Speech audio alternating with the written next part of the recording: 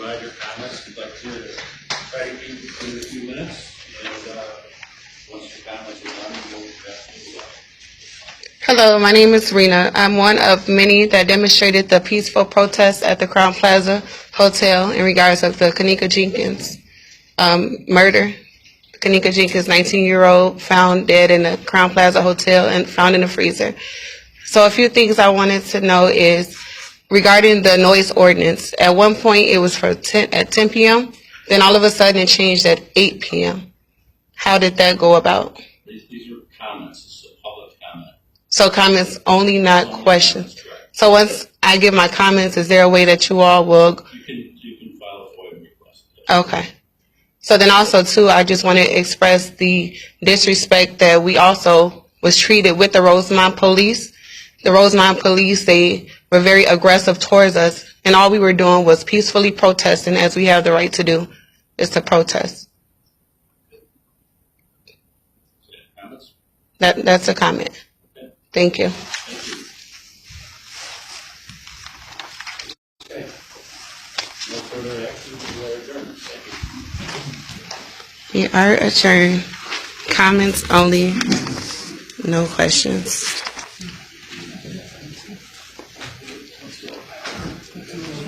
Comments only, no questions. And this is all of the, yes. The journal newspapers. Your last name? I'd rather just Rena.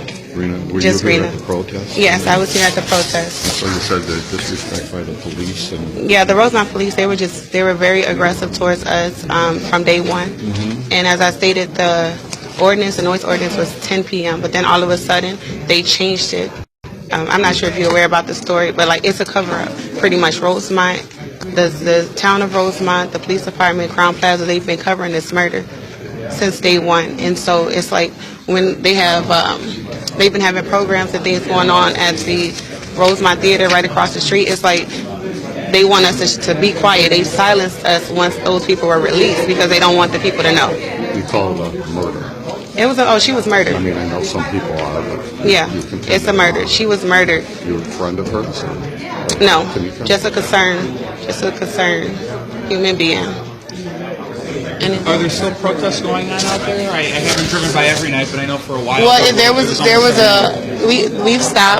we've stopped for a moment, and then there has been others who come back. And once the pictures were released, I'm not sure, have you all seen the pictures of her body in the freezer? Mm-hmm. Yeah, so that really made an uproar, and the people did come back out. First of all, I've never seen a city or a village, a village, where they have released, the village itself has released such documentation, and their village website, they posted it with pictures of her deceased in the freezer. I mean, I've worked with lawyers and medical teams before, and I graduated from medical school in 2010 from Northwestern, and never during any of my things have I ever seen a city, a village, or something release the pictures like of somebody deceased. And why do you think it's a murder? I mean, what evidence, or just Well, just what for the you've simple seen? fact, from the get-go, for the simple fact, from the beginning, when they released the videos were clearly edited.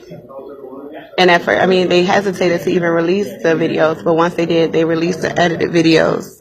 In the kitchen video, it's been documented by a video analysis that the kitchen scene goes to a still frame. There is no pixelation at all available. You can't find any pixelation at all in the video for almost 12 hours after she walks in. It's still picture for 12 hours before somebody else walks in. And the fact that her mother came to the hotel at 5 a.m. to look for her daughter, they did not take her seriously. They did not look at the videotapes. If they would have looked at the videotapes sooner, they would have seen her walking into that kitchen, walking back to that freezer, and she might not have died of hypothermia, frozen to death. Something could have been done.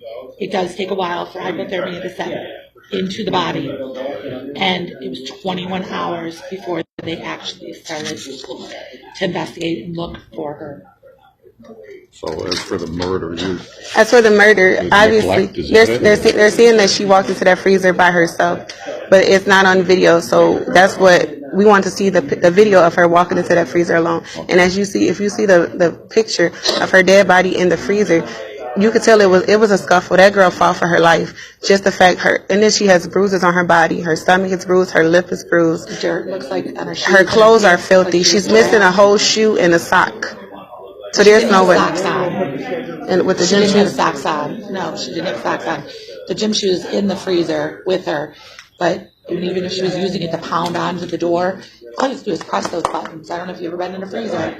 All you have to do is press that button and the door pops back open.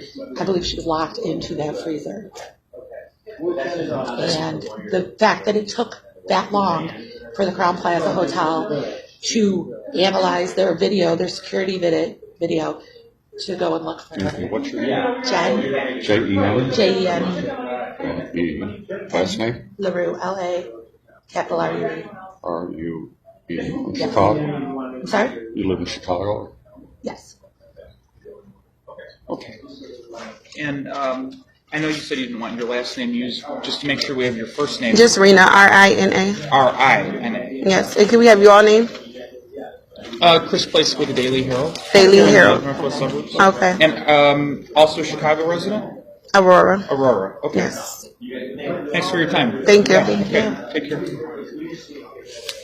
All right.